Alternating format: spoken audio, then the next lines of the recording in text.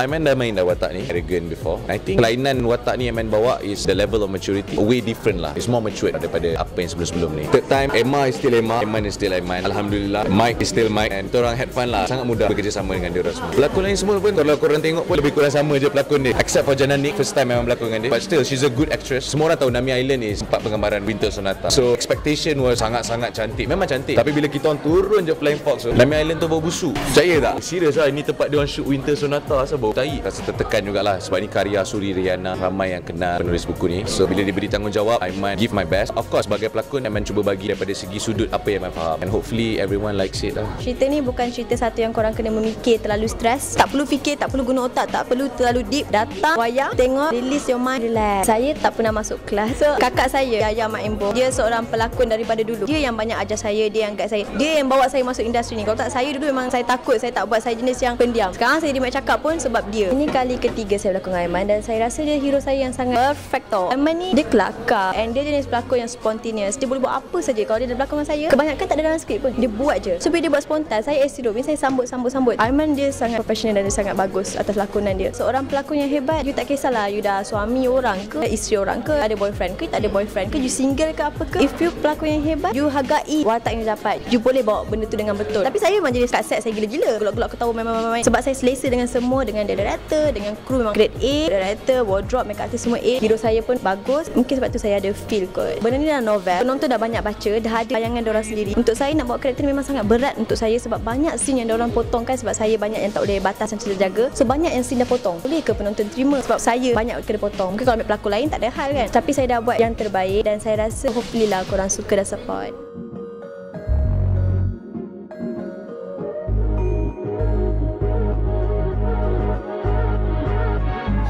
Istimewanya kimchi untuk awak ni sebab first arahan Michael Ang. Watak saya sebagai Zara, memang watak dia daripada novel pun memang tak banyak. Memang tiba-tiba dia timbul macam tu tau. Sebab dia ni sebenarnya adalah ex pada Aiman, Daniel. Dia macam nak mencari balik. Bila diadaptasi ke sebuah cerita, susah. Sebab novel ada dalam berapa ribu page. Agak susah dan agak padat nak sentuh momen ni.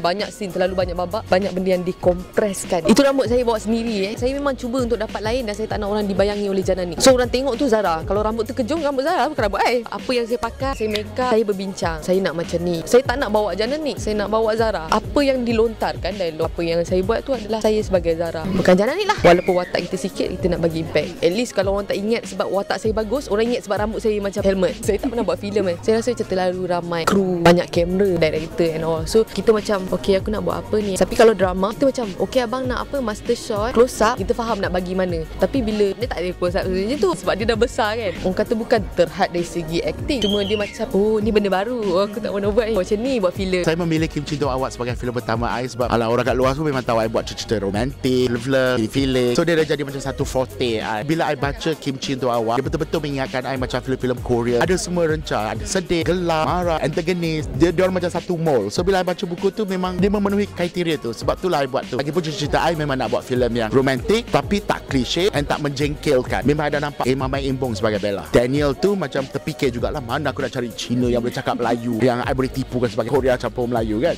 Aiman Hakim boleh. So kita cuba Koreakan dia. I think ada sampat kita berjaya lah. Kita Koreakan dia dari segi percakapan dengan slang dia semua. Kimchi Untuk Awak ni dibuat dengan lebih terperinci daripada drama. Dan lagi satu, the bigness, dan rasa tu memang akan merasa terus jiwa. TV music pun kadang-kadang kita pakai library je. Ni semua compose, ikut mood, scene by scene. Proses dia memang lama. So to me it's like bila you tengok kat panggung, you akan rasa terbuai, you nak bercinta balik. Pada minat di luar sana, Jangan lupa saksikan Kimchi Untuk Awak pada 30 hari bulan Mac di GSC. Pawagam berdekatan dengan anda. tengok ramai-ramai, tengok berkali-kali. Kalau tak meletup, tak nak buat filem dah. Annyeonghaseyo. Sarang yo. Jangan risau, mata saya merah bukan sebab cerita hantu, sebab saya menangis tak Kimchi tadi.